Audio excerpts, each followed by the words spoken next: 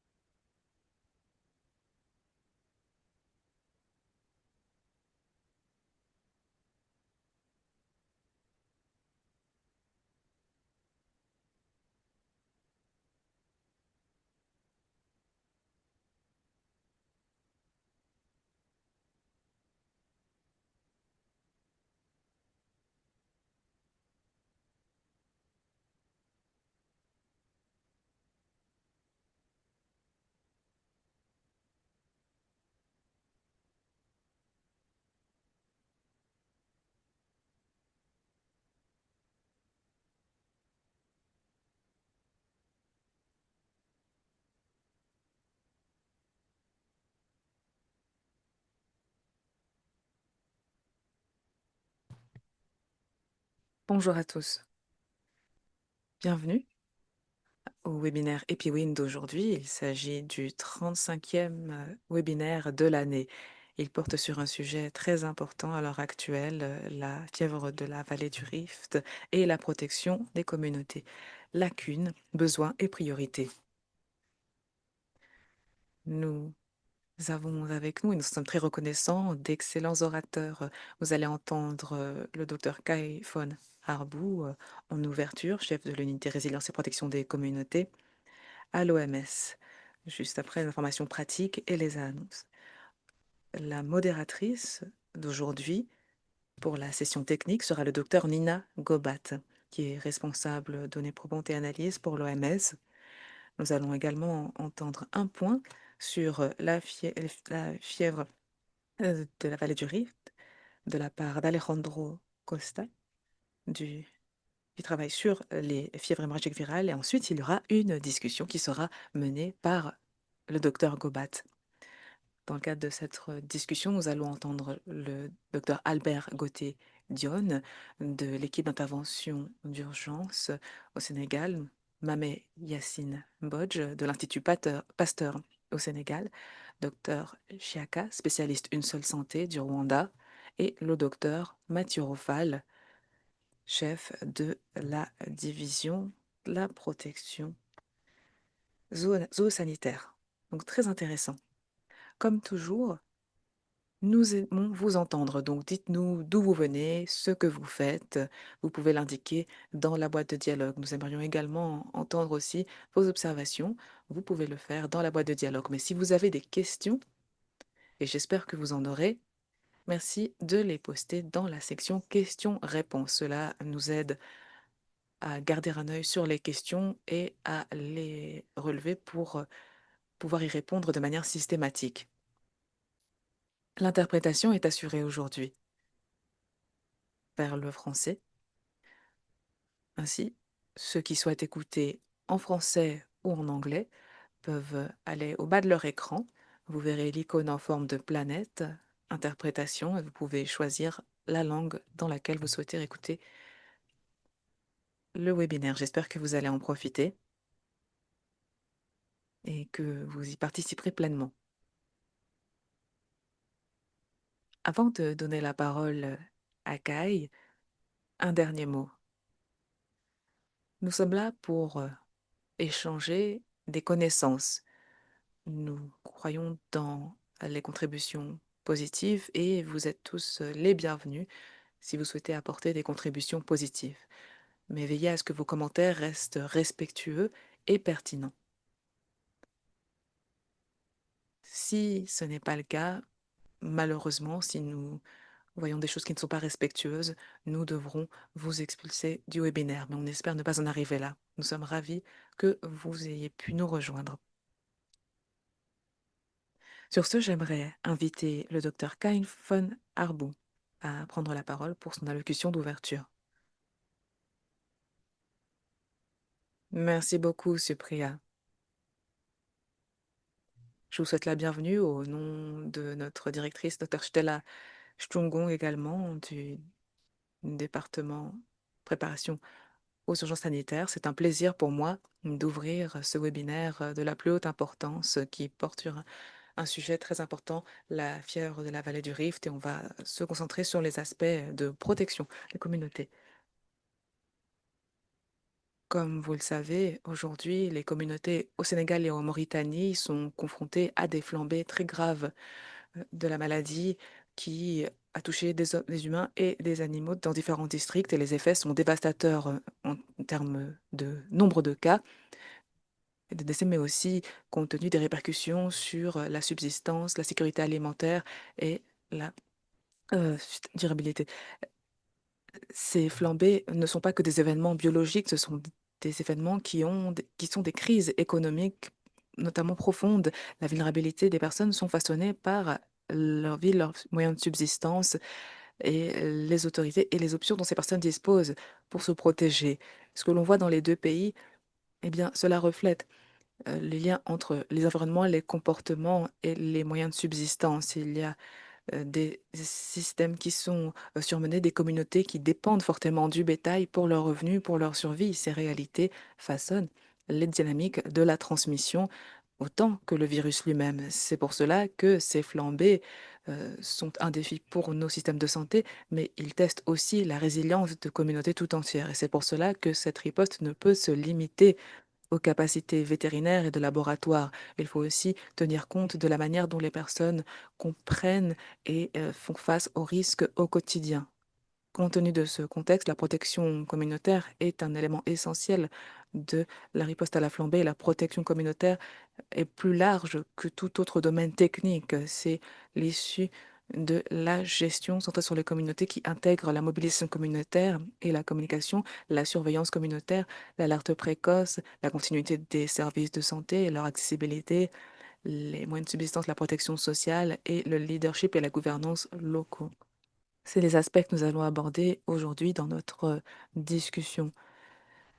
Cette fièvre met également en avant l'importance des données probantes issues des communautés, voir ce qui façonne la perception, les comportements des personnes, quels sont les obstacles auxquels elles sont confrontées, quels sont les impacts socio-économiques de ces flambées.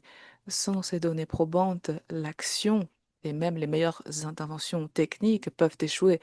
Et c'est le rôle de l'OMS de fournir ces données factuelles concernant la protection des communautés. Et cette approche intégrée se reflète aussi dans notre cadre de protection communautaire, mais aussi dans notre cadre de protection, préparation et riposte qui implique la résilience, la coordination, l'accès à des contre-mesures, etc.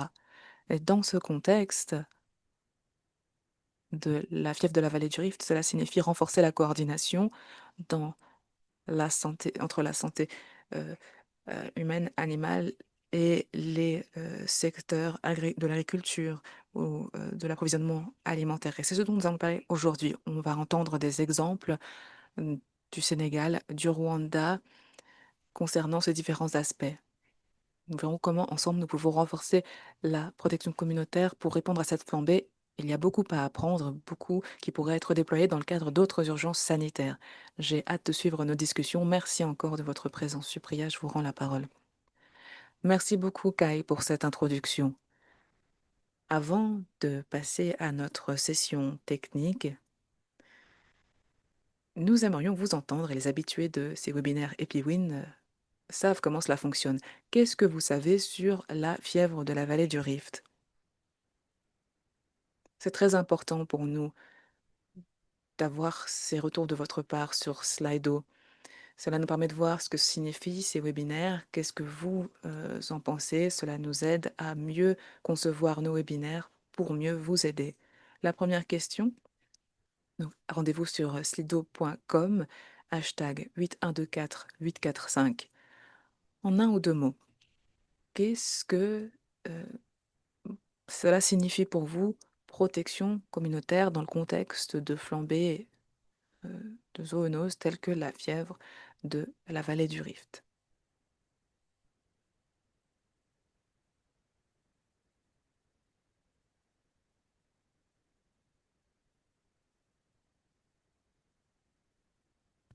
Je vois quelques réponses, informations. éducation, une seule santé, mesures de santé vétérinaire, mobilisation communautaire, autonomisation, lutte antivectorielle qui ressort très fortement, une seule santé aussi est bien mise en valeur, approche une seule santé, autonomisation, lutte contre les moustiques, lutte antivectorielle,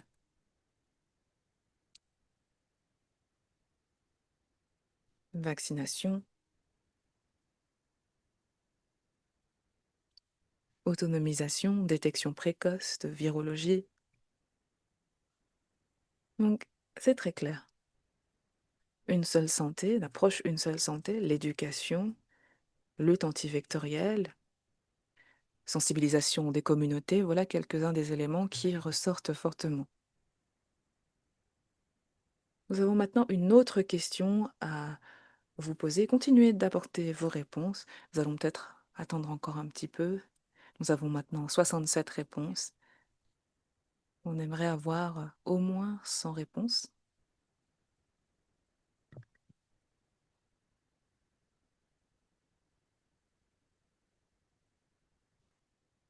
Allez-y, répondez s'il vous plaît.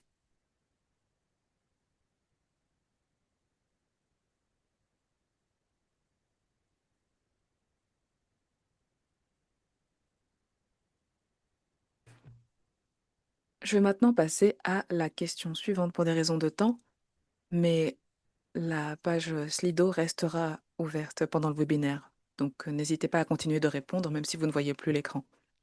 La question suivante, qu'est-ce que vous savez sur la fièvre de la vallée du Rift? Là, il y a plusieurs réponses possibles. Comment est-ce que vous évalueriez votre connaissance de la fièvre de la vallée du Rift? Je ne la connais pas, j'en ai entendu parler, je connais les bases, je suis assez bien familiarisée avec cette maladie et je travaille sur cette maladie dans ce domaine-là. La plupart d'entre vous connaissez les bases, 38% d'entre vous avez des bases sur la maladie. Je crois qu'il n'y a personne qui n'a jamais entendu parler de la maladie. La plupart d'entre vous êtes plutôt familiers de cette maladie, vous connaissez les bases. Donc je vais m'arrêter ici pour ce qui est d'afficher la question à l'écran, mais continuez de répondre sur slido.com, hashtag 8124845. Les coordonnées sont également dans le chat. Sur ce, j'aimerais maintenant inviter le docteur Nina Gobat, chef ou responsable pour les données remontées, les analyses à l'OMS, pour qu'elle puisse modérer la session technique. Nina, vous avez la parole. Merci beaucoup, merci Sopriya. Merci également à Kai pour cette allocution d'ouverture qui plante le décor pour aujourd'hui. Une chaleureuse bienvenue à vous tous et merci d'avoir pris le temps de participer à cette réunion. Je suis ravie que nous ayons cette conversation. Nous savons tous que la partie essentielle de notre travail, c'est au niveau communautaire. C'est là qu'on renforce la confiance, c'est là que les choix se font par rapport à la prévention et la lutte, et c'est là que la résilience se façonne. Et malgré cela, malgré le fait que nous savons cela, les travaux communautaires ne bénéficient pas toujours de la même attention que certains aspects biomédicaux, techniques de la riposte. Aujourd'hui, nous chercherons donc à combler les lacunes, à mettre en exergue ce qui se fait sur le plan local et nous entendrons ceux qui travaillent au quotidien avec et auprès des gens à risque ou touchés par une flambée. Sans plus attendre, je vais donner la parole à notre expert technique, le docteur Alejandro Costa, scientifique et qui travaille au département des fièvres hémorragiques virales à l'OMS. Alejandro, à vous. Vous allez nous apporter des informations additionnelles, compléter notre connaissance de la maladie et nous parler de la flambée actuelle. Merci. Merci beaucoup, Nina. J'ai partagé mon écran. J'espère que vous arrivez à le voir.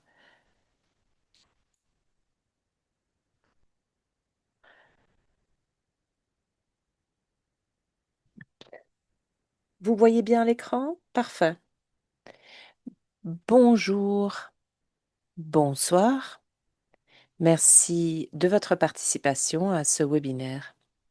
Je vais vous présenter quelques diapos qui me permettront de vous présenter la maladie, en quoi cela consiste, comment lutter contre la maladie et contre les épidémies.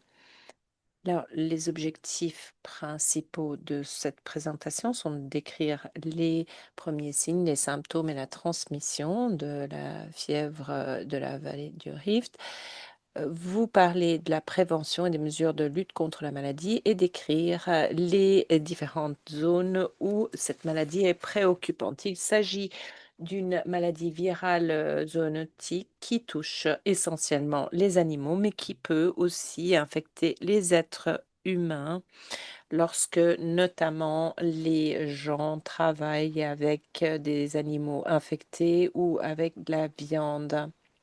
On peut aussi contracter la maladie suite à une piqûre de moustique infecté. 98% des gens infectés ont peu de symptômes et seuls 2 sur 100 auront une maladie grave. Aucune transmission entre êtres humains n'a été constatée jusqu'à ce jour. La plupart des flambées ont été signalées en Afrique subsaharienne, pardon, et en Égypte, avec quelques cas sporadiques signalés chaque année en Afrique subsaharienne. D'après les estimations, 1 milliard de gens sont à risque en Afrique subsaharienne. Le fardeau économique est important puisque c'est une maladie qui touche les élevages. S'agissant de la transmission, on l'a dit au tout début, il s'agit d'une maladie qui touche de nombreux animaux domestiques et d'élevage. Le virus est transmis grâce aux moustiques Aedes. Les moustiques peuvent aussi transmettre la maladie aux êtres humains. Toutefois, les infections euh, surviennent notamment et le plus souvent lors de l'abattage ou du travail avec la viande. Il n'y a pas, encore une fois, de transmission entre êtres humains. La période d'incubation dure de 2 à 6 jours. Comme je l'ai dit tout à l'heure, 98% des cas sont asymptomatiques et seuls 2% des cas sont graves, avec 3 principales complications oculaires, méningoencéphalite et fièvre hémorragique.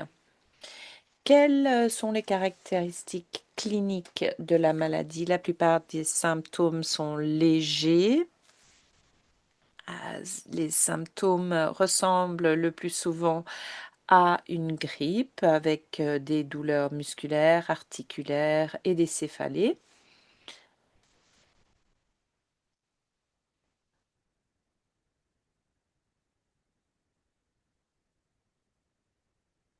Après cette première période, on peut développer des symptômes plus caractéristiques de la maladie. En général, 4 à 7 jours après le début des symptômes. Alors, les différentes formes graves, il y en a 3.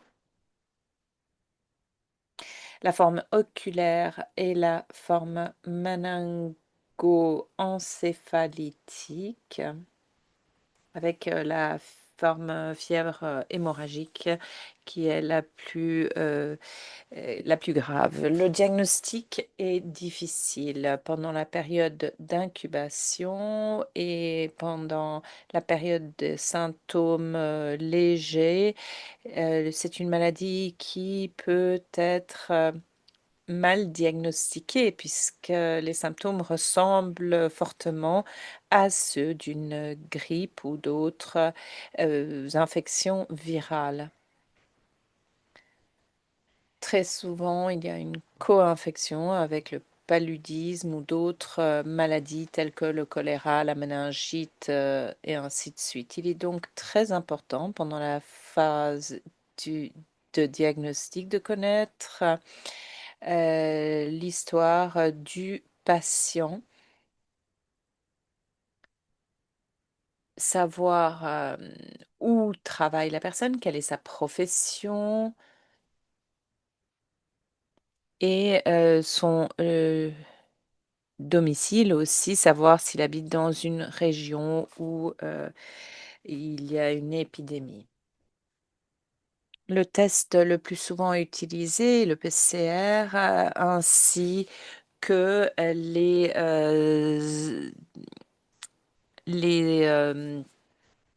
analyses des anticorps IgG, IgM.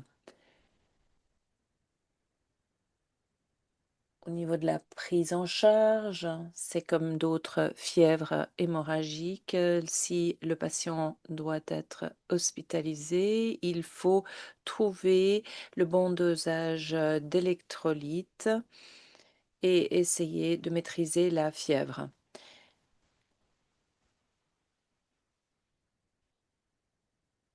Il s'agit de se pencher sur le système de coagulation si la fièvre a atteint la phase hémorragique.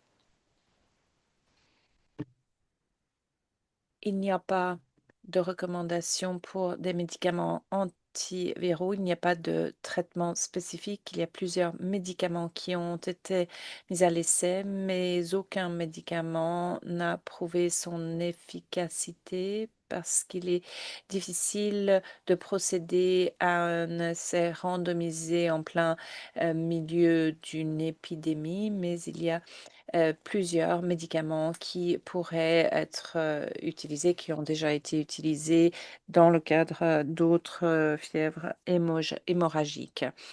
Au niveau de la lutte contre les flambées, il s'agit essentiellement de lutter contre les flambées chez les animaux et assurer une prise en charge adéquate pour les malades.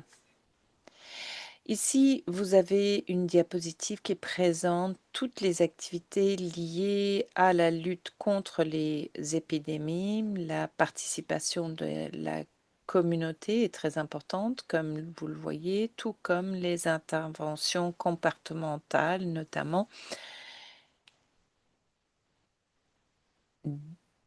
Dès qu'une flambée se déclare, il faut apporter un soutien aux communautés et les aider à éviter tout comportement qui pourrait accroître la transmission. Il y a bien entendu aussi des mesures qui peuvent permettre de lutter contre les vecteurs. J'y reviendrai tout à l'heure. Au niveau de l'engagement des collectivités, de la sensibilisation, nous encourageons de suspendre le déplacement des animaux, d'essayer de détecter la maladie chez les animaux, mais aussi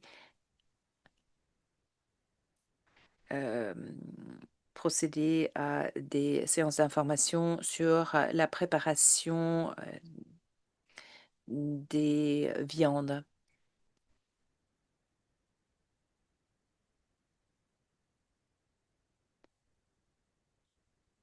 Pour éviter la transmission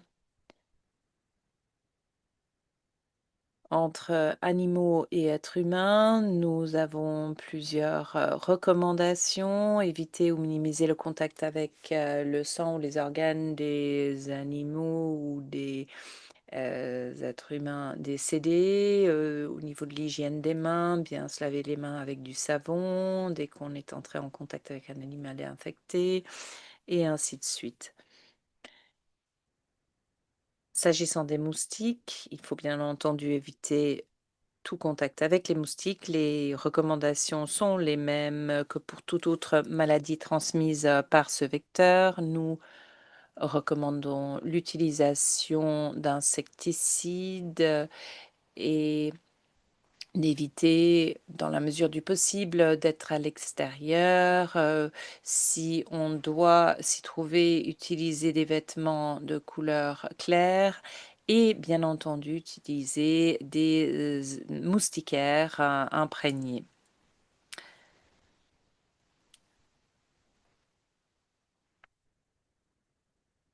On l'a déjà brièvement évoqué, il existe un vaccin pour protéger les animaux domestiques,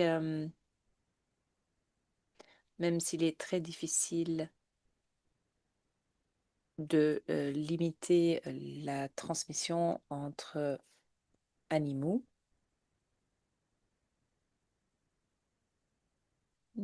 Aucun cas de transmission entre êtres humains n'a été signalé. Vous avez un lien sur cette diapo qui vous permet de vous informer des différentes recommandations pour tout patient. Les principales difficultés qui existent au niveau de cette maladie sont celles que j'ai évoquées au tout début de ma présentation. Il est difficile de savoir à quel moment la maladie circule. Il est aussi très difficile de diagnostiquer et de traiter des cas graves. 98% des cas sont asymptomatiques. Il s'agit d'une maladie dont l'impact économique est important.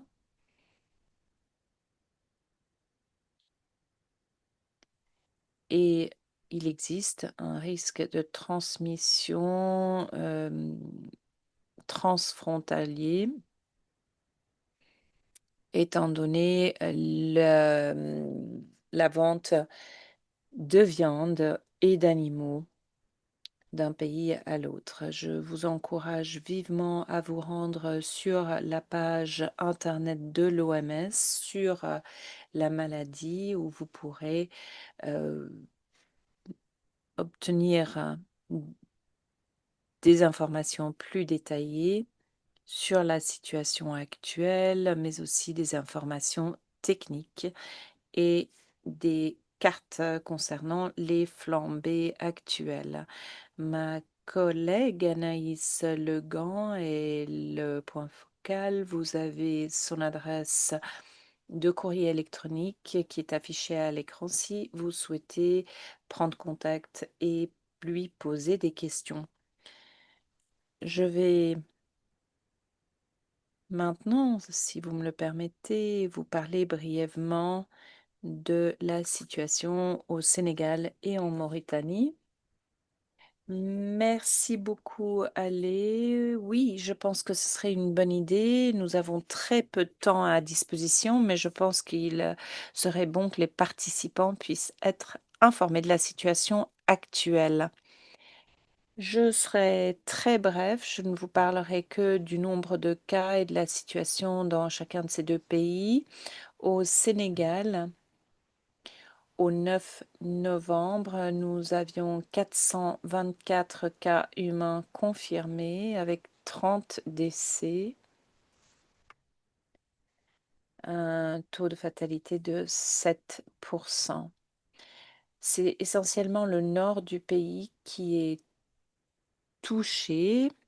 Le nord est la zone qui touche la Mauritanie. Le pic a été atteint il y a quelques semaines. Aujourd'hui, la situation se stabilise. Le nombre le plus important qui a été signalé au tout début de la flambée.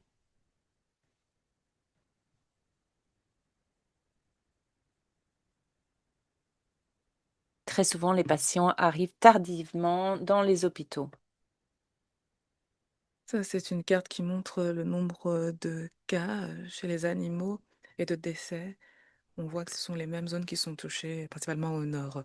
En Mauritanie, il y a un nombre de cas signalés inférieur.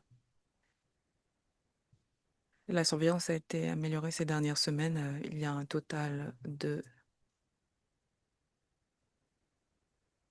52 cas confirmés. et 15 décès. Le taux de létalité est très élevé, mais il y a peut-être aussi des co-infections, il y a aussi une flambée de dengue. Une mission est actuellement en Mauritanie actuellement qui essaye d'aider le ministère de la Santé.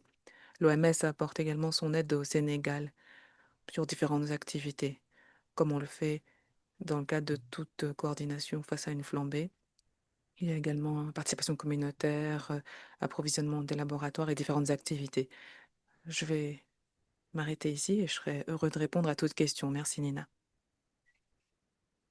Merci beaucoup Alejandro d'avoir pris le temps de nous donner cette vue d'ensemble et ce cours rapide sur la fièvre de la vallée du Rift, qu'est-ce que c'est, et pour les informations sur la flambée actuelle. Il y a en effet un certain nombre de questions qui vous ont été posées dans la section questions et réponses. Je ne vais pas les poser en direct. Je préfère que l'on passe à notre panel, mais je vous invite à regarder les questions qui ont été posées et d'y répondre directement. Je vois également que des difficultés ont été soulevées, la coordination multisectorielle, entendre les voix des communautés lorsque des points sont soulevés. Ce sont des choses qui, on l'espère, vont aussi ressortir lors de notre discussion. Merci beaucoup, Ale, et je me réjouirai de vous entendre tout à l'heure, entendre vos réflexions, notamment sur les lacunes en matière de données factuelles pour faire face à la flambée actuelle et pour ce qui est des pratiques centrées sur les communautés. Maintenant, je vais me tourner vers notre panel pour la session technique. Je vais souhaiter la bienvenue à nos 4 intervenants qui ont été présentés par Supriya au début de la session. Je vais les inviter à allumer leur caméra. Dr. Ndion, Mame Mbodj, Dr. Shaika et Dr. Fall. Vous avez tous une riche expérience, y compris une expérience directe sur le terrain face à les flambées de la fièvre de la vallée du Rift, y compris la flambée actuelle. Je me réjouis de les entendre. Chers panélistes, comme je vous l'ai dit par avance, je vais vous inviter chacun à prendre quelques instants pour nous faire part de votre travail et de votre expérience. Docteur Dione, j'aimerais commencer avec vous. Vous avez travaillé sur le terrain dans le cadre de la flambée actuelle au Sénégal. Vous êtes socio-anthropologue et c'est une expertise que vous avez incluse dans votre travail. Parlez-nous de ce que vous avez vu, quels sont les principaux problèmes quant à la manière dont les communautés font face à cette flambée. Je vous donne la parole. Merci beaucoup. Merci pour cette invitation. Donc, comme vous l'avez annoncé, je vais partager justement mon expérience en tant que socio-anthropologue lors de l'épidémie actuelle de la fièvre de la vallée du Rift à Saint-Louis, donc au nord du Sénégal. Mais ce partage d'expérience sera aussi enrichi parfois avec nos expériences antérieures dans d'autres urgences sanitaires, toujours au Sénégal, depuis 2014. Alors, moi, je travaille avec l'équipe AVO Surge de WHO et de Africa CDC, qui est au centre des opérations d'urgence sanitaire du Sénégal. Il s'agit justement d'une équipe pluridisciplinaire qui a été mise en place au Sénégal et dans plusieurs pays en Afrique. D'ailleurs, je participe à la formation des autres équipes en Afrique actuellement. Et dans cette équipe, j'apporte une expertise socio-anthropologique pour assurer justement une réponse sanitaire culturellement adaptée et socialement acceptable. Et dans le travail que je fais, j'associe très souvent, pendant mes missions, le réseau anthropologie des épidémies émergentes, qui est un réseau qui regroupe plusieurs anthropologues, plusieurs sociologues, et qui travaille justement sur des questions d'épidémie. Concrètement, sur le terrain, j'interviens sur 3 axes, disons. D'abord, je participe à la compréhension du contexte socio-culturel local, les pratiques de soins locales, les relations aux animaux et aux vecteurs dans les communautés, les croyances populaires, mais aussi je participe à l'analyse des perceptions communautaires de la maladie Et enfin, à l'identification des leviers, des obstacles, à l'acceptabilité des mesures de santé publique. Dans le contexte actuel que je vais présenter de la fièvre de la vallée du Rift à Saint-Louis, j'ai beaucoup travaillé en collaboration avec l'équipe CREC, l'équipe sur la communication des risques et l'engagement communautaire, parce qu'il y avait beaucoup de gaps justement à ce niveau. Pourquoi est-il important de considérer cette approche communautaire? Je vais juste utiliser deux exemples pendant mon intervention pour mettre en exergue cette importance majeure. Premièrement, à Saint-Louis, en mi-octobre, il faut le rappeler, pendant mon intervention, face à la fièvre de la vallée du Rift, il y avait beaucoup de scepticisme, dira-t-on, un scepticisme généralisé. Les populations disaient souvent, ils ont encore créé une nouvelle maladie. Et à chaque fois, c'est comme ça, on va créer une nouvelle maladie. Et parmi leurs arguments les plus forts, certains disaient, mais si la maladie existe vraiment, l'État aurait vacciné le bétail. De plus, les interdictions de consommer le lait et la viande généraient parfois une détresse sociale, mais aussi économique. On nous disait, mais qu'est-ce qu'on va manger? Qu'est-ce qu'on va faire? Parce qu'on n'a que ça, finalement. Et ces restrictions menaçaient directement l'identité et la subsistance des communautés qui ont été interrogées. Deuxièmement, les acteurs communautaires de santé, y compris les marraines de quartier appelées Badjenou Gox et les relais communautaires, pourtant essentiels dans les activités de sensibilisation, n'avaient reçu aucune formation sur la fièvre de la vallée du Rift. Et parmi ces acteurs communautaires, l'un m'avait dit, j'anime une émission radio, on m'a interrogé sur la maladie, mais je ne savais même pas quoi dire. Finalement, j'ai repris mon discours en contexte de Covid. Donc, il faisait face à des questions légitimes sans pouvoir y répondre. Et ce que je voudrais dire pour terminer par rapport à cette première question, c'est que sans cette dimension communautaire, les interventions risquent de ne pas être adaptées socialement, même si techniquement, elles peuvent être très bien. Et donc, ils seront tout simplement voués à l'échec. Et dans des contextes où les populations vivent avec leurs animaux, où la consommation de lait cru est ancestrale et où la confiance institutionnelle est fragile, ignorer la dimension communautaire, c'est tout simplement compromettre l'efficacité de la réponse. Je vous remercie.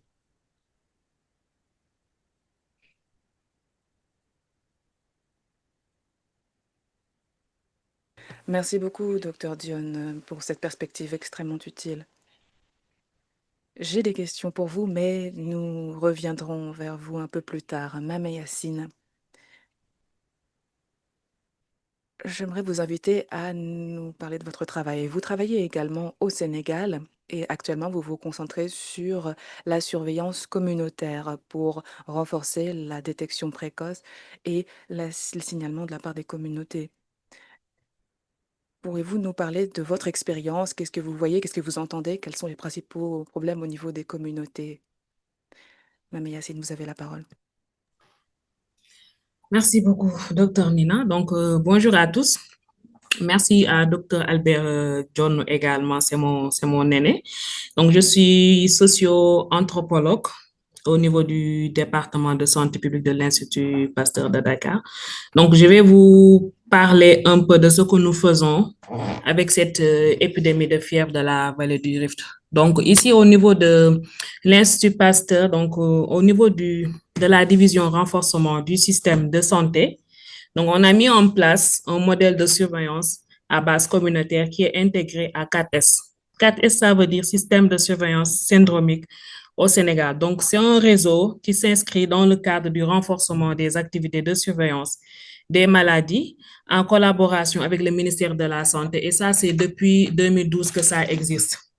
Maintenant, c'est également aussi un outil complémentaire à la surveillance de manière générale et il permet également d'identifier plus précisément les événements sanitaires inhabituels et permet également d'apporter une réponse plus rapide. Donc, il est à noter aussi que 4S est limité au niveau des structures de santé, c'est-à-dire les hôpitaux, les centres de santé, les postes de santé, etc. Donc, nous, au sein de la division, depuis décembre 2024, on a mis en place un système de surveillance à base communautaire avec des acteurs communautaires qui sont des Bajanougor, comme les marraines de quartier, comme le vient de le dire Dr. John, les relais communautaires et également les DESDOM, donc c'est les dispensateurs de soins à domicile. Donc, avec ce modèle, on a intégré l'aspect One Health. Donc, il y a le secteur de la santé humaine, le secteur de l'élevage et le secteur environnemental. Donc, qu'est-ce qu'on fait? Concrètement, à ce que Dr. John vient de dire, nous, nos acteurs communautaires ont été formés sur les différentes zoonoses et plus particulièrement la fièvre de la vallée du Rift. Donc, ils ont reçu dès le début de la mise en place de ce modèle une formation sur la fièvre de la vallée du Rift. Donc, ils ont des définitions communautaires, donc c'est-à-dire des cas simples, par exemple les syndromes grippales avec apparition soudaine de fièvre, des douleurs musculaires, des douleurs articulaires. Donc, ils ont reçu une formation avec des définitions très simples qui pourront notifier sur le terrain. Il arrive aussi également qu'il y ait des complications comme des saignements, des cas hémorragiques. Donc, il leur a été également demandé de signaler tout cas d'avortement chez les animaux. Donc, lorsqu'ils voient des cas d'avortement chez les animaux, ils les signalent. Comment ils signalent cela? Donc, ils ont été formés sur une application qui se nomme RedCap. Donc, c'est une application qui permet de faire des notifications à temps réel. Il suffit qu'ils soient dans un lieu qu'ils suspectent, avec les définitions communautaires, ils suspectent par exemple la fièvre de la vallée du Rift. Ils entrent sur l'application pour faire la notification et que l'infirmier chef de poste va recevoir automatiquement cette information et ensuite il pourra faire le suivi. Et également, avant de valider la notification, qu'est-ce qu'il fait? Il attend aussi que la personne qu'on a signalée puisse se rendre au niveau de la structure sanitaire pour qu'il y ait une conformité. Donc, il voit d'abord la définition communautaire qui a été donnée à l'acteur communautaire, vérifie avec le patient si c'est conforme aux données, avant également de faire la définition, avant de faire la confirmation avec la définition standard. Donc, depuis le début également, donc, nous avons eu des notifications sur la fièvre de la vallée du Rift à travers l'application RedCap. Donc, à ce jour, on est à 158 notifications des acteurs communautaires. Donc, ce sont les acteurs communautaires qui font ces notifications-là. Donc, il y a 100 qui ont été vérifiés. Donc, 95 sont conformes à la définition communautaire. Donc, ce qui veut dire que nos acteurs communautaires ont une bonne maîtrise de la définition communautaire de la fièvre de la vallée du Rift et 75 sont confirmés selon la définition standard. Et avec ces notifications également, il y a eu des prélèvements. Parmi ces prélèvements, donc depuis le début, nous n'avons pas eu des cas positifs de fièvre de la vallée du Rift chez l'humain. Nous avons eu des cas de fièvre de la vallée du Rift chez les animaux. Donc, il y en a eu 3 au total. Donc, parmi ces prélèvements également, ces 158 prélèvements, vu qu'on leur donne des définitions sur les arboviroses, la fièvre de la vallée Rift, il est ressorti, par exemple, 6 cas de dengue. Donc, ce sont les mêmes définitions qu'ils reçoivent. Donc, au lieu de la fièvre de la vallée du Rift, ils ont notifié c'est des cas de dengue qui sont ressortis. Donc, j'avais oublié de dire que ce modèle est dans 3 régions au Sénégal. Ils sont au nord du Sénégal, à Matam, au sud-est à Kédougou et à Dakar au niveau de Pikine. Ils font également beaucoup de sensibilisation de VAD sur la fièvre de la vallée du Rift et c'est lors de ces visites à domicile qu'ils arrivent à détecter des suspicions de cas de fièvre de la vallée du Rift pour pouvoir les notifier avec l'ICP. Et depuis l'épidémie de fièvre de la vallée du Rift, il y a une redynamisation des acteurs communautaires. Qu'est-ce qu'on fait? Donc, dès qu'on a entendu parler de l'épidémie, nous nous sommes rendus au niveau des différents sites pour les redynamiser un peu, faire un rappel des définitions communautaires de la fièvre de la vallée du Rift. Donc, ça a été fait. Et par la suite, ils ont multiplié la sensibilisation, faire des causeries, des visites à domicile. Et lors de nos différentes... ce qui a poussé après, ils sont allés au sein des communautés faire la sensibilisation. Et en faisant la sensibilisation au sein des maisons, ils ont eu à signaler des cas d'avortement chez les bétails. Donc, on a eu 4 cas d'avortement qui ont été signalés au nord, au sud-est et également à Dakar.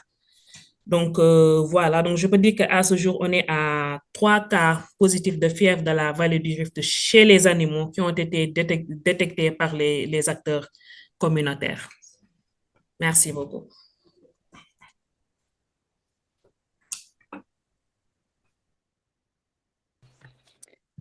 Merci beaucoup d'avoir partagé avec nous ces travaux très importants. Vous avez un système impressionnant. Nous avons beaucoup de questions à propos, par exemple, des difficultés que vous avez rencontrées, la notification communautaire et le fait de le porter à l'échelle dans d'autres pays. Mais avant cela, j'aimerais vous présenter le docteur Shaika qui va nous parler d'un autre pays, du Rwanda, et qui va partager avec nous ses compétences dues à son expérience dans les flambées précédentes. Docteur Shaika, nous allons vous écouter attentivement. Vous allez nous parler des flambées précédentes au Rwanda et de l'importance des travaux communautaires. Pourquoi est-il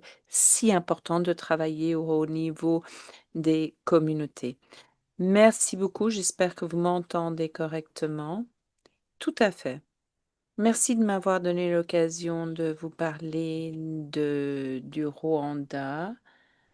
Je suis assistant professeur à l'université, spécialiste une seule santé ici au Rwanda. Nos travaux dans ce pays concernent notamment le dépistage et le traçage des nouveaux cas,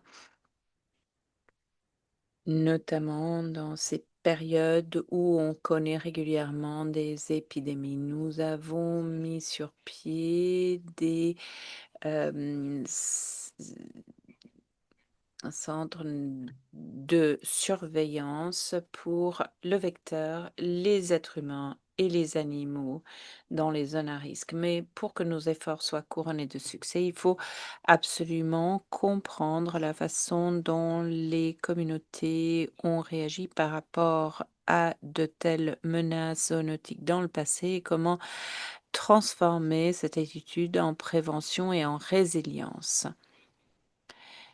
Mes remarques se fondent sur nos observations au cours des 2 flambées 2018 et début des années 2020 au Rwanda. En 2018, nous avons connu une première flambée.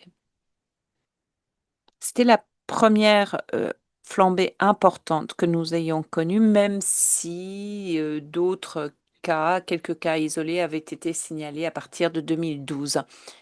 Cette flambée a eu lieu dans la zone est du Rwanda, près de la Tanzanie, du Burundi notamment. Cette flambée a été mal gérée, tout d'abord parce que la communauté n'était pas impliquée dans les solutions trouvées. Mais nous avons mené une enquête auprès des collectivités touchées et nous nous sommes rendus compte que plus de 70% des hommes et 60% des femmes avaient bien entendu parler de la FVR, mais très peu savaient que c'était une maladie qui pouvait toucher les êtres humains aussi, et seuls 20% environ avaient vacciné leurs animaux malgré les campagnes de vaccination précédentes. Passons maintenant à la flambée de 2022.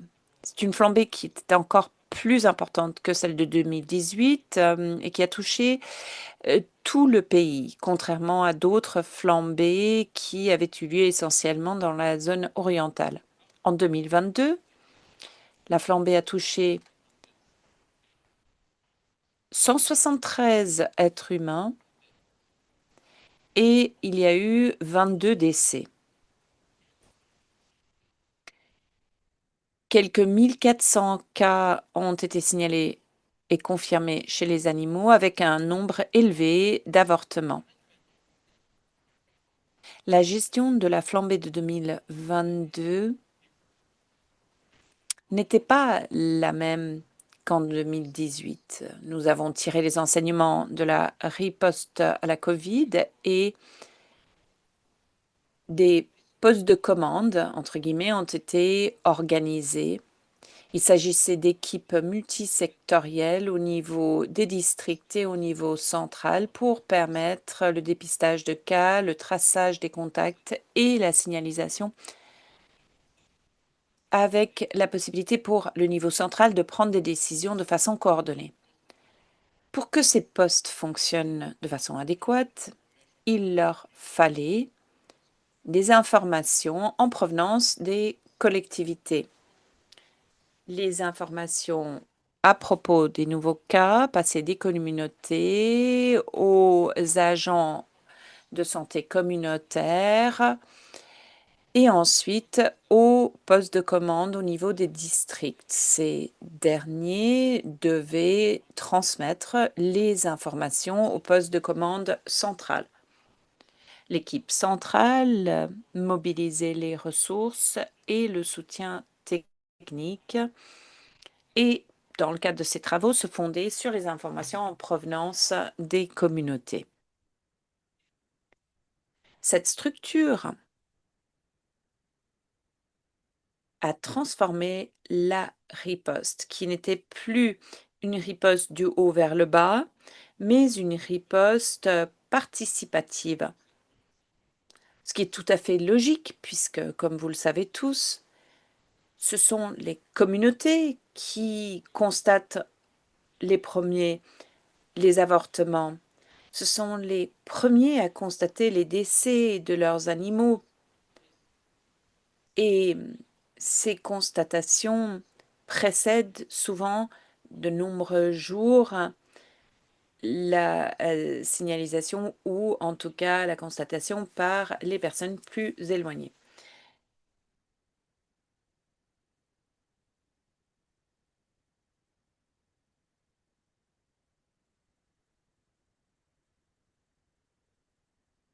Pour que ce genre de structure soit couronné de succès, il faut que tous les acteurs soient formés correctement, qu'ils disposent des connaissances nécessaires à propos des maladies zoonotiques. Nous travaillons actuellement avec plusieurs partenaires, dont un dans le cadre d'un projet financé par l'Union européenne, pour mettre sur pied une plateforme dédiée qui accueillera un contenu pour différents publics, dont les agriculteurs, mais aussi les professionnels et les décideurs politiques. L'objectif est de permettre aux collectivités et aux décideurs d'être informés et interconnectés, non seulement pendant les épidémies, mais aussi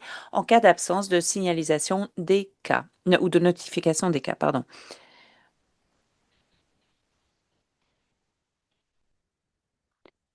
Notre équipe est convaincue que les communautés sont le point de départ et non pas d'arrivée. Aussi, les outils numériques peuvent renforcer notre partenariat, même en dehors des épidémies. Je vous remercie. Je vous remercie, docteur Jaïka. Merci de ces propos, de ces exemples. Et encore une fois, la coordination, comment renforcer la coordination, les travaux multisectoriels, c'est très important. Merci beaucoup d'avoir partagé avec nous vos compétences. Je vais maintenant passer au docteur Fall. Alors, je garde un œil sur l'horloge et je vais demander l'autorisation de tous ceux présents, les membres du panel, mais aussi les participants, de prolonger un petit peu notre webinaire qui ne durera pas seulement 1 heure, mais un peu plus. Docteur Fall, à vous, j'aimerais avoir votre avis en tant que vétérinaire au Sénégal. Quelle est votre interprétation du rôle central qui doit être joué par les communautés? À vous. Et bonsoir tout le monde. Je voudrais d'abord remercier les organisateurs de nous avoir donné l'opportunité de partager en tout cas notre expérience sur la fièvre de la vallée du Rift à cette audience. Et également de collecter des uns et des autres pour consolider notre réponse. Ce que je voulais dire, c'est que je suis vétérinaire épidémiologiste et je travaille au ministère de l'Agriculture et de l'Élevage. Je voulais rappeler ici que la fièvre de la vallée du Rift, en tout cas, est une maladie endémique au Sénégal, surtout chez les animaux, avec des flambées épidémiques enregistrées pendant surtout la période à haut risque, qui est le dernier trimestre de l'année. De ce fait, en tout cas, le ministère en charge de l'élevage avait établi une carte de risque et mène une surveillance active avec des troupeaux sentinelles au niveau de ces zones à haut risque.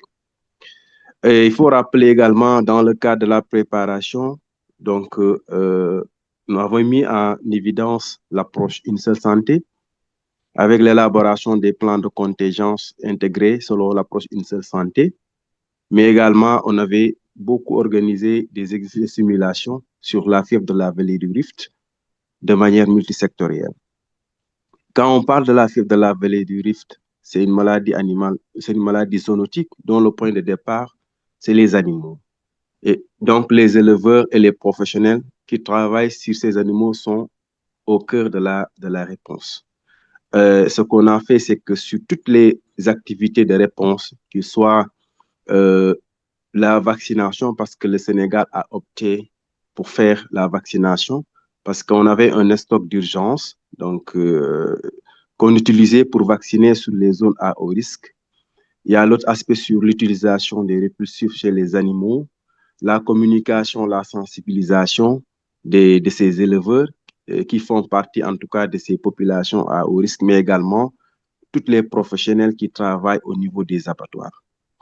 Et je pense que ces acteurs sont au cœur vraiment de la réponse.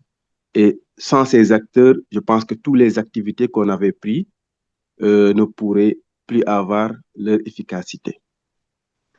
Et je pense que les éleveurs qui sont au cœur également de cette riposte jouent en tout cas un rôle primordial, notamment à propos de la surveillance syndromique des avortements qu'on fait et également les alertes précoces pour permettre une bonne prise en charge. Parce que les événements commencent au niveau de ces communautés, notamment les avortements, qui est un indicateur qu'on suit, qui permet vraiment de détecter très rapidement les cas au niveau communauté, mais également d'alerter les services en charge de l'élevage qui font des investigations conjointes avec les humains pour très rapidement effectuer une recherche active des cas au niveau de la communauté. Et tout ceci permettra vraiment une bonne prise en charge de tous ces cas. Ce que je peux dire également, c'est lors des investigations et la recherche active des cas, les agents communautaires de santé animale accompagner les équipes d'investigateurs et les guident auprès des éleveurs, en tout cas, auprès des troupeaux qui ont des antécédents d'avortement et surtout sur la sensibilisation des agropasteurs à notifier les événements dans leurs troupeaux. En plus, ce que je pourrais ajouter également, c'est que ces communautés ont permis vraiment la mise en œuvre efficace des mesures de lutte et de prévention, notamment l'application des mesures de biosécurité, à savoir l'isolement des animaux malades. Ils nous ont beaucoup aidés sur l'acceptation de la restriction des mouvements des animaux pour limiter la propagation de la maladie. Aussi, la vaccination des troupeaux, l'utilisation des répulsifs chez les animaux et la gestion sécurisée des avortements, qui constitue également un élément indispensable à la gestion, à rompre la chaîne de transmission de la maladie. Euh, pour conclure, en tout cas, je vais dire que la clé de la réussite du contrôle, en tout cas de la maladie, passe par les communautés locales qui sont indispensables et il faut aussi utiliser leurs pratiques et solliciter leur participation inclusive et active sur la surveillance, sur la prévention ainsi que sur le suivi de l'épidémie. Ce que je voulais apporter par rapport à ce point. Merci beaucoup à vous.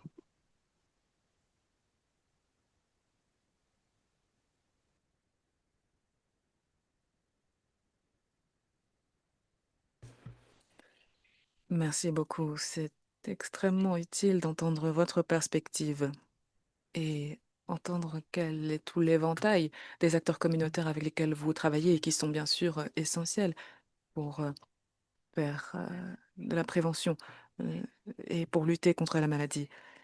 Il y a eu tellement de richesse dans les réflexions qui ont été partagées par tous les panélistes. Il y a encore tant d'autres choses à dire sur ce sujet. Je pense que nous sommes vraiment au début d'une conversation qu'il nous faut poursuivre très ouvertement, très publiquement. Je ne veux pas mettre fin à ce panel sans vous poser ma deuxième question. Je vais donc je vais demander à chaque panéliste. En fait, je vais vous demander de me donner votre lacune en matière de données factuelles. Quelles sont les données probantes dont vous avez besoin qui pourraient vraiment faire une différence pour la gestion de la flambée actuelle ou pour de futures flambées? Docteur Goutier, je me tourne vers vous pour commencer. Merci beaucoup. Alors, ça va être difficile. J'avais déjà préparé trois perspectives très pertinentes, mais bon, je vais choisir au hasard. Alors, je pense que je vais parler justement de l'importance de la prise en compte des savoirs communautaires dans l'approche One Health de manière concrète. En fait, dans ces formes d'épidémie, il y a ce lien qui est intimement perçu entre les communautés et leurs animaux. Mais ce qu'on oublie, et moi, ce que mes anciennes expériences m'ont montré aussi quand il s'agit d'intervention, les communautés possèdent un savoir ethno-vétérinaire très sophistiqué.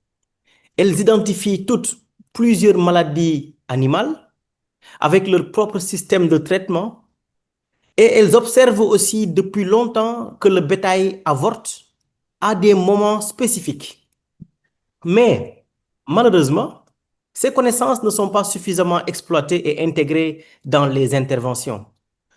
Il nous faut, dans l'urgence, pouvoir documenter et valoriser les savoirs locaux sur la santé animale pour développer des systèmes d'alerte précoce et participatifs. Et justement, ce que disait ma collègue Mam Yassine Mbodj à propos de leurs régions d'intervention que sont Matam, Kédougou et Dakar, pour moi, c'est un bon début de solution qu'on pourrait aussi faire dans les autres régions, comme à Saint-Louis, où j'ai mené mes interventions. Mais je ne voudrais pas finir sans rappeler une chose, que en 30 secondes, les notions de sensibiliser, il faut sensibiliser les communautés, il faut sensibiliser les communautés. En fait, c'est une notion qui ne marche pas parce que quand on entre dans cette perspective, on a la prétention d'avoir de la connaissance qu'on va donner qu'on va livrer à des communautés qui n'y savent absolument rien, alors que c'est tout le temps le contraire. Et il faut plutôt changer ce paradigme et entrer dans des notions de collaboration, et mais vraiment de collaboration réelle. Je ne sais pas si le choix a été bon de prendre cet exemple, mais c'est un exemple qui pour moi est très pertinent. Merci.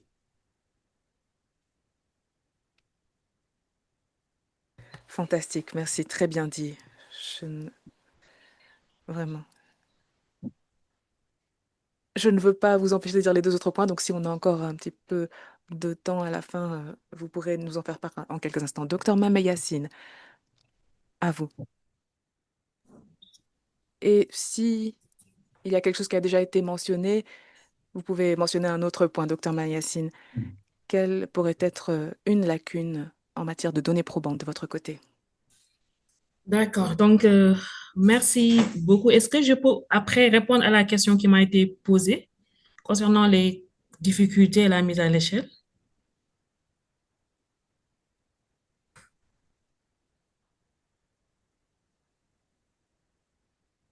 Malheureusement, je pense qu'on n'aura pas le temps de rentrer dans le détail, mais c'est une question tout à fait pertinente et je me D'accord. demandais d'ailleurs si vous avez des données factuelles à ce sujet-là. Donc peut-être que ça pourra aussi rentrer dans cette discussion-là. À vous. D'accord, d'accord. Donc, j'avais tout comme Gauthier préparé trois difficultés, mais je vais en choisir une. Donc, l'une des principales difficultés, c'est le référencement des cas. Donc, par exemple, quand l'acteur communautaire notifie une suspicion de fièvre de la vallée du Rift, si la personne, par exemple, est à plus de 15 kilomètres du poste de santé. Donc, ce malade-là a du mal avec les difficultés financières qu'ils ont. Donc, ils ont et difficultés aussi avec l'inaccessibilité géographique. Donc, ils ont des difficultés pour se rendre au sein du poste de santé. Donc, si vous voyez tout à l'heure, j'ai parlé de 158 cas de fièvre de la vallée du Rift. Il y a 100 qui ont été vérifiés. Donc, tout le reste des 50 n'a pas pu se rendre au niveau du poste de santé afin que l'infirmier chef de poste puisse faire la vérification avec la définition communautaire. Donc, c'est vraiment un grand besoin d'essayer d'y remédier. Donc, pour la question qui m'a été posée tout à l'heure pour la mise à l'échelle, actuellement, nous sommes en phase pilote. Donc, on est dans 3 sites. L'objectif, c'est de faire chaque année 3 nouveaux sites au sein du 4S. Donc, on suit chaque année, donc on suit les pas du 4S qui sont d'ailleurs au niveau régional dans certains pays d'Afrique, Guinée, Gambie, Sierra Leone, etc. Donc, il est prévu dans les années à venir d'aller implémenter également dans d'autres pays. Mais en premier, c'est d'abord d'implémenter dans les régions où se trouve 4S d'abord.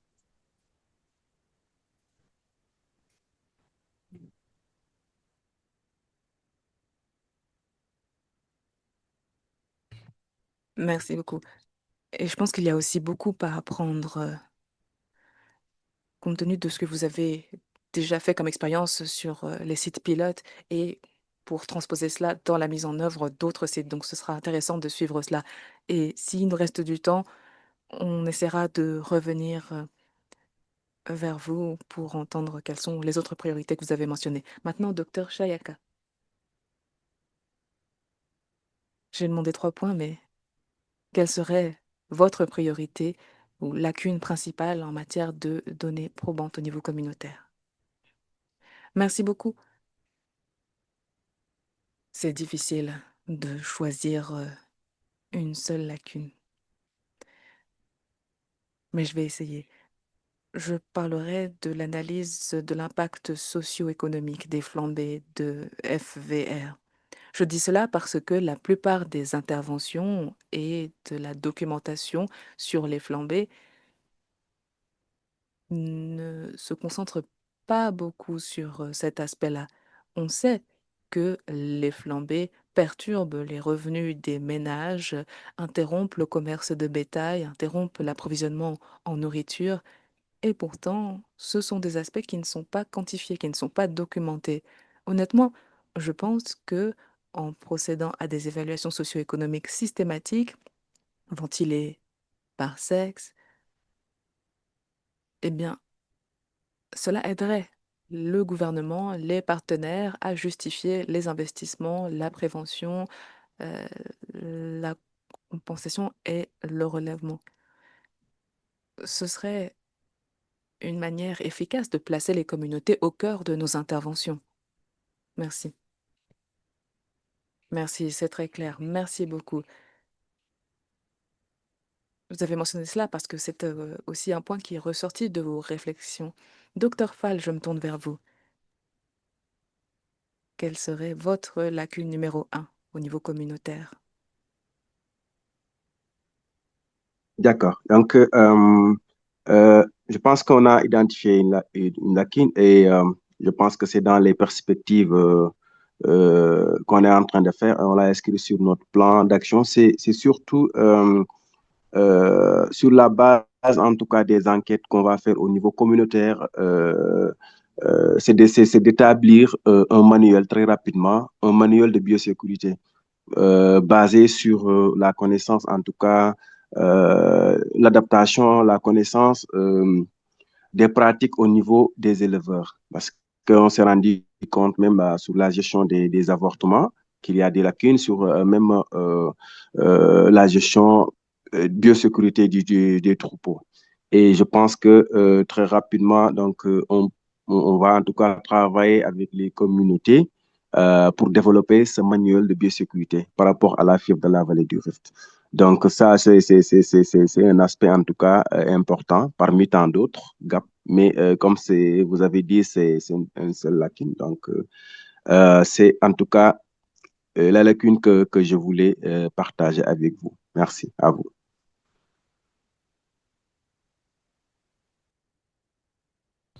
Merci beaucoup. Merci. Bien sûr, maintenant, je suis très curieuse de savoir quelles sont les autres lacunes que vous avez. Donc, je vais voir si nous avons encore un petit peu de temps. Est-ce que l'on pourrait continuer un petit peu, Supriya? Alors, cela dépend des intervenants et de leur disponibilité. Et combien de temps pourrait-il encore rester? Il y a certains participants qui nous quittent, mais il y en a encore plus de 400. Donc, merci beaucoup à tous ceux qui sont restés. Fantastique. Alors, je voudrais demander aux différents intervenants s'il y a encore une priorité très importante que vous aimeriez mentionner. Si c'est le cas, allez-y, docteur Gauthier, à vous. Merci pour cette deuxième chance.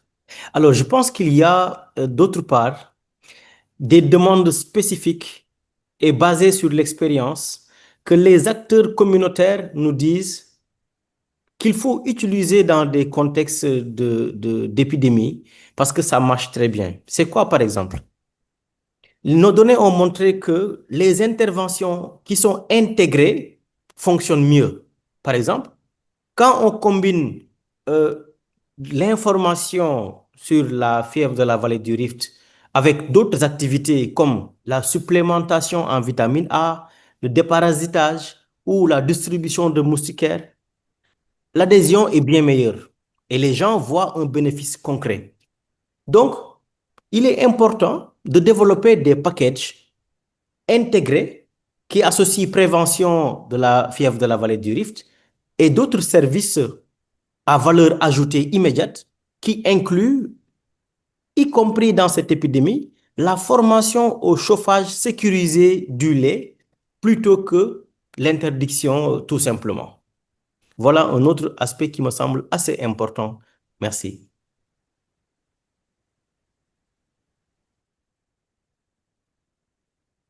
Merci beaucoup. Vous allez vraiment dans la direction d'intervention co-développée, intégrée, et dans le cadre d'un travail avec les communautés. Fantastique, merci. Docteur Maïma Yassine, y a-t-il des points en plus que vous souhaiteriez mentionner? Oui, alors d'abord, il y a ce qu'on appelle la motivation des acteurs communautaires pour la pérennisation du projet. Donc, il faut savoir qu'ils travaillent de manière volontaire. Donc, par motivation, ça peut être financier ou non financier parce que eux, ils sont dotés de téléphones portables.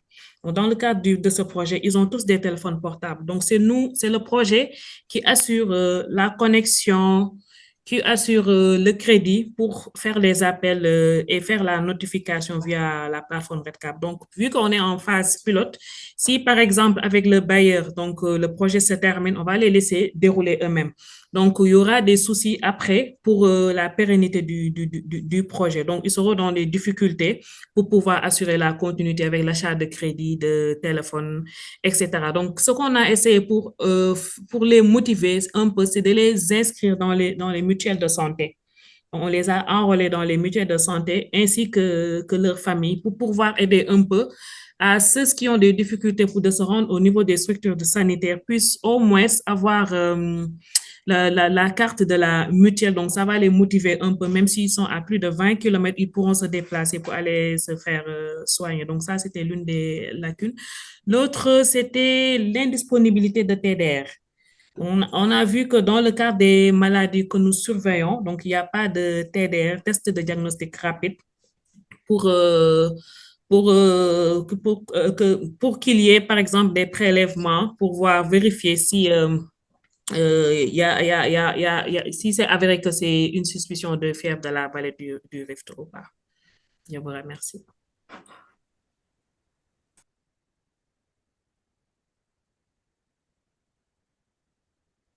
Merci, merci beaucoup. Nous en prenons bonne note. Docteur Chiaka, à vous. Merci beaucoup. Ce que je pourrais ajouter à mes propos précédents, vous vous souviendrez que je vous parlais des postes de commande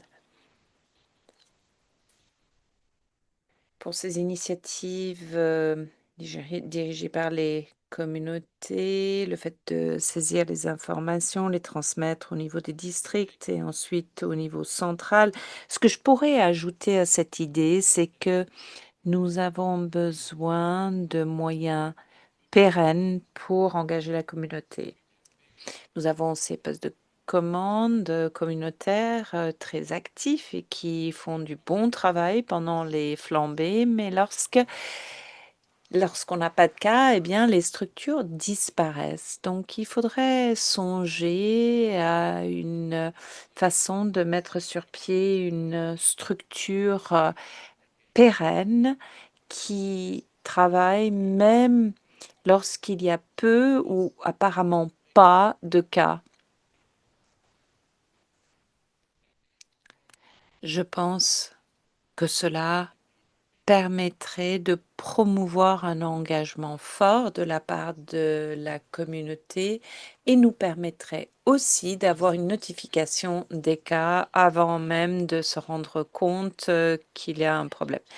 Merci. Docteur Fall, maintenant à vous, vous serez le dernier intervenant. Y a-t-il des priorités au niveau de ces carences? D'accord. En plus de ce que les autres ont dit, c'est surtout, en tout cas, par rapport aux éleveurs, particulièrement ceux qui font la transhumance, parce qu'il faut se rappeler également, même si la maladie elle est maîtrisée dans une localité, avec la mobilité des animaux, ils peuvent en tout cas soit déplacer l'épicentre d'un endroit à un autre. Donc, je pense également pour renforcer cela, nous, on a des acteurs clés pour nous aider sur la sensibilisation, la communication, sur l'adhésion. C'est surtout les vétérinaires privés, parce que ce vétérinaire privé, c'est celui qui suit ses troupeaux. Il a déjà établi une liaison de confiance avec ces éleveurs. Donc, ils sont en tout cas les plus écoutés par ces éleveurs. Et nous, vraiment, on a exploité et on va exploiter, renforcer ces canaux pour que ça puisse être en tout cas participatif et inclusif. En dehors de cela, il y a vraiment la maison des éleveurs avec les présidents et les leads qu'on active également pour vraiment renforcer tout ce qui est mesure de lutte, tout ce qui est acceptabilité et application également des activités de riposte. Voilà. Merci. C'est ce que vous voulez ajouter et je vous remercie.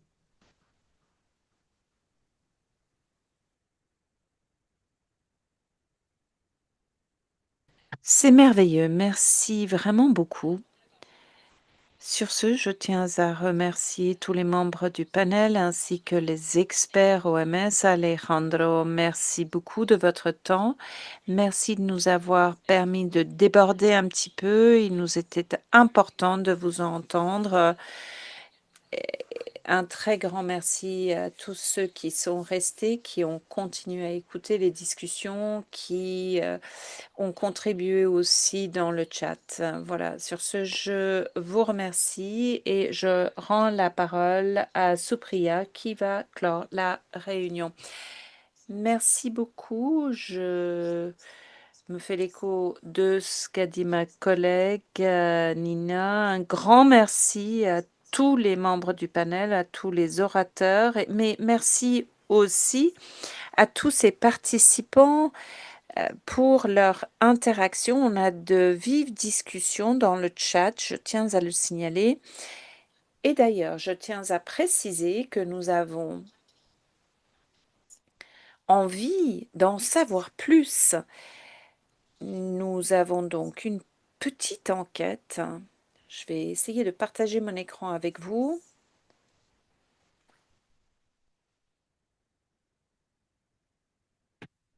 Voilà donc notre question pour vous. En vous fondant sur les discussions d'aujourd'hui, à votre avis, de quel genre de données factuelles communautaires aurions-nous le plus besoin pour améliorer la prévention et la riposte en matière de fièvre de la vallée du Rift? Je vous rappelle que la semaine prochaine, dans le cadre du webinaire EpiWin, nous avons une introduction à la boîte à outils et aux applications épidémie de l'OMS. Un grand merci à tous les participants et à tous ceux qui nous ont permis d'organiser cette séance. Tom Moran, Vicky Houssier, mes collègues EpiWin, Michael à mes côtés, Maria Isabella, Lester et l'équipe informatique ici à l'OMS, ainsi que, ne les oublions pas, nos interprètes qui ont très gentiment accepté de travailler à nos côtés, même si l'organisation a été tardive. Les interprètes en profitent pour vous remercier aussi. Vous avez, je vous le rappelle, le QR code à l'écran. Vous avez le lien dans le chat pour répondre à l'enquête. Et encore une fois, la semaine prochaine, la séance portera sur la boîte à outils et les applications flambées de l'OMS. Merci et à la semaine prochaine.